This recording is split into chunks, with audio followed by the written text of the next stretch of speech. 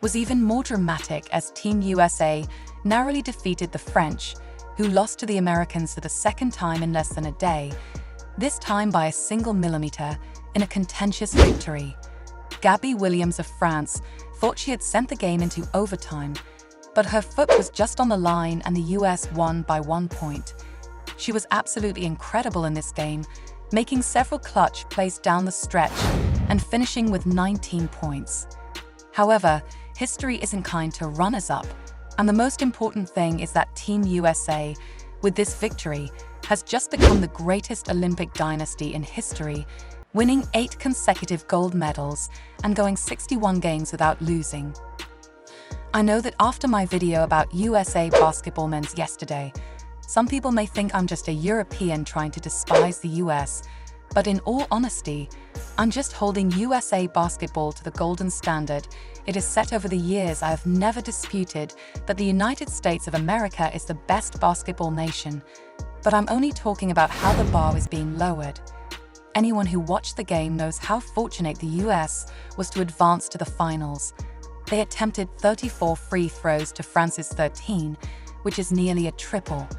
The US needed every single one of those calls to win this game because, in addition to being completely outplayed, they turned the ball over 19 times and only made 2 3-pointers the entire game, both of which were made by the same player. Despite winning the gold, the United States made it extremely difficult for themselves in this tournament, and the USA Basketball Committee needs to seriously reassess their priorities.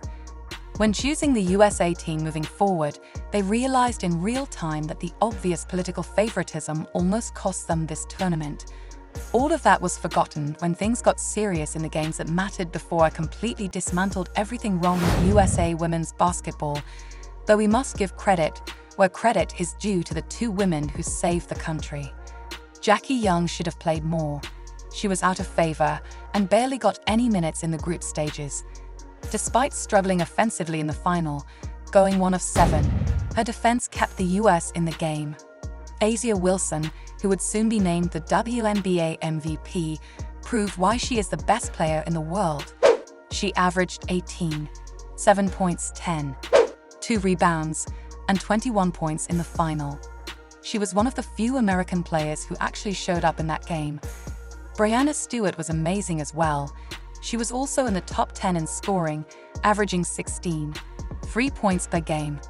Kahleah Copper, she was Team USA's best wing player in this tournament, but because of the favoritism towards other players, she wasn't featured much in the early rounds. But when down double digits against France with a gold medal on the line, suddenly she was called upon, and she stepped up, playing 22 minutes in the final, the most she played in the entire tournament. She made 6 of 6 free throws, had 12 points, 5 rebounds, and made several massive plays in the fourth quarter. The fact that prior to the final she played the fewest minutes of any player on this team, despite being one of the most important, proves what everybody has been saying. Team USA have become so dominant in the head of the international competition over the years that it became a club of basically UConn, Mercury Liberty, and Vegas Aces players. Of the 12 players selected, 10 of them have played for either of those 3 teams, with the exceptions being Jo Lloyd, who did play with the WNBA MVP Breanna Stewart for years, making Alyssa Thomas the only one who doesn't have that connection with the other players.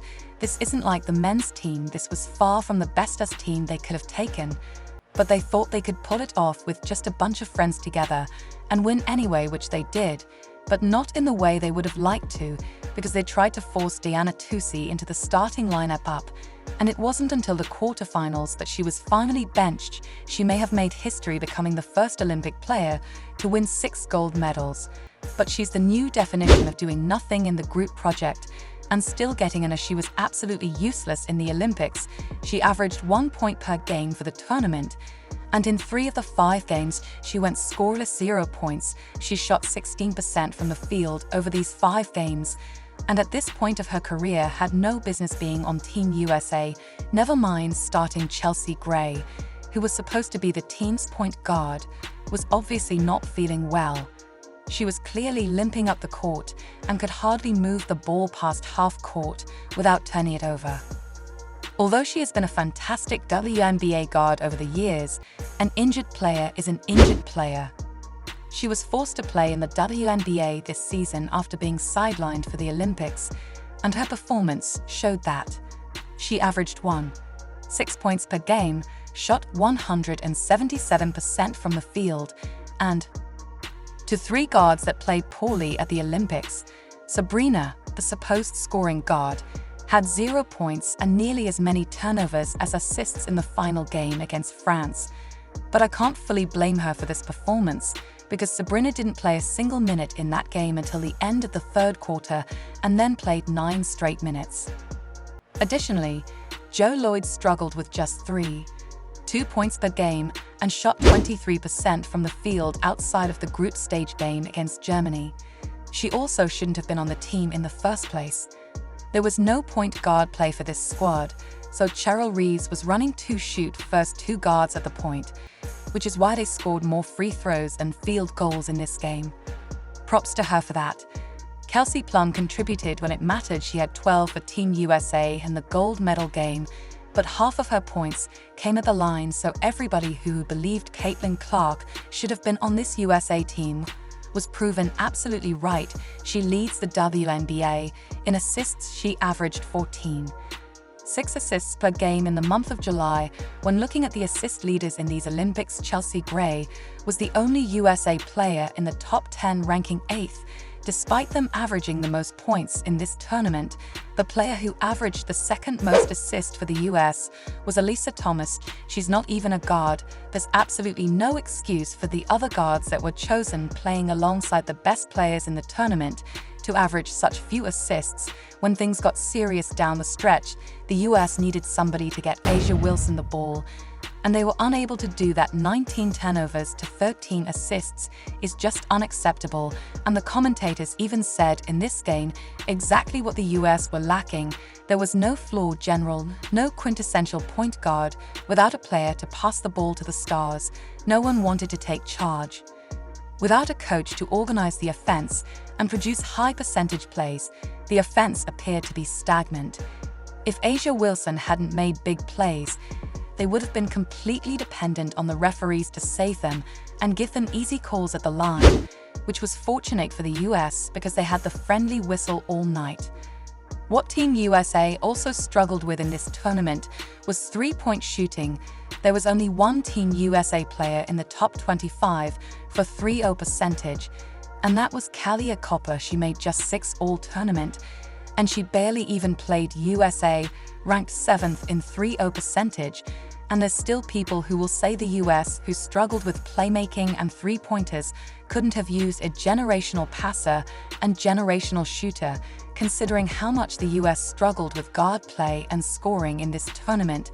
The Ark Ogali snub looks worse and worse every day. There is absolutely no reason Araki shouldn't have been on this team. She is better than any of the USA guards. She proved it in the All-Star game, scoring a record 34 points against this USA team. She's been the best scoring guard for years now. She's having one of the best seasons of her WNBA career, averaging 26 points per game. She could have helped with the assist numbers too, as she's averaging a career high 5 in the DAW. She would have brought some much-needed defense too, as she leads the WNBA and steals per game with over 3. The fact that she attended all the tryouts training camps and wasn't selected highlights how corrupt USA basketball are when it comes to selecting this team. And Noop, despite being an MVP of the WNBA, has been snubbed time and time again. In her MVP season in 2016, she wasn't picked. Brianna Stewart, who was in college, was picked instead, which makes the Caitlin Clark snub even more hypocritical, because if you can justify snubbing an MVP for a college player in the past, how can't you do the same this go around? But the next disrespect continues. She wasn't chosen for the Tokyo Olympics either, and it got so bad that she made a formal request to FIA to be eligible to play for Nigeria. Instead, let's not pretend that Team USA couldn't have done with Angel Reese. Also, for a team that was old, slow and injured, having her energy and motor at the forward positions for the second unit would have been a real difference maker. And considering the fact as a rookie, she's already the best rebounder in the WNBA, I guarantee you in a game where USA didn't have much going and were throwing up Breck's whole game, Angel Ree would have got a bunch of second chance points on the offensive glass, and the rebounding starts from this game would have been a lot more one-sided in USA's favor. The fact that the WNBA All-Stars actually defeated the USA team for a second consecutive year proves that this isn't a case of selecting the best players, it's about who's in the club and who isn't. AINECA Kit Lie and Reese are looking in from the outside, and it remains to be seen how the USA Basketball Committee will respond to what happened in Paris, because while they won, this was too close for comfort, considering the talent Team USA have, which is supposed to be the women's equivalent of the Dream Team with champions, MVPs, and stars all over the court. It took sheer luck to beat a French team with just 3 WNBA players on the entire roster, 0 All-Stars, and mostly players who play full-time in Europe. As women's basketball continues to evolve, the standard across the world would improve, just like we see in the men's. USA Basketball will either adapt with the times and actually select the deserving players, or they'll eventually pay the ultimate price, and the dynasty will end, as it so nearly did this year, of course. Because they won the gold, they'll be able to justify every decision they made. But people who watch the games and follow the WNBA know what really happened here, because the difference between glory and historic humiliation was a literal toll. And I'd confidently say that the Team WNBA All-Stars would have won every game in these Olympics. If you were to add Brianna and AIA Wilson to that team, this wouldn't be a conversation right now. And we'd have actually seen the US win in the dominant, convincing fashion that they always should. But can you imagine the backlash had France pulled it off?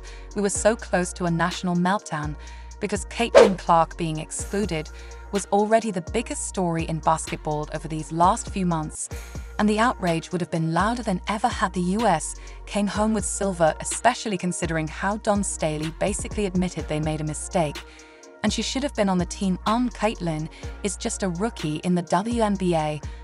Wasn't playing bad, but wasn't playing like she's playing now. If we had to do it all over again the way that she's playing, she would be in really high consideration of making a team. How about head coach Cheryl Reese? Given it all the big talk in the lead-up, saying all of this, there's going to be a lot of people cheering for that other side. I get 2 shits. Well, I bet she gave 2 you-know-whats when Gabby Williams had the ball in her hands down the stretch. Hopefully this performance gets her picked up by a WNBA team. But Cheryl Reese was out-coached in this game. Whatever game plan she had was non-existent, and although they won, it certainly wasn't because of her. And while it's harsh firing a coach who just won a gold medal, likewise with the criticism to Coach Kerr, it was the stars that brought the gold home, not the system. And there are definitely better candidates out there to lead the USA women's basketball team than Cheryl Reese. And while USA fans should celebrate this historic achievement and enjoy winning this gold, they should also be incredibly concerned for the future of USA women's basketball as currently constructed, because this wasn't a good representation of what USA basketball is, and nor was it an accurate reiteration of what this program is supposed to be all about. It's more than just winning, it's a showcase of the best of the best. And while we got that in the men's side, we didn't get that from the women in this year's Olympics, because so many of the best were sat home. And truthfully, there's a lot of players on that team that have a gold medal who weren't actually good enough to win the gold. They owe that to AEL Wilson and Brianna Sturr.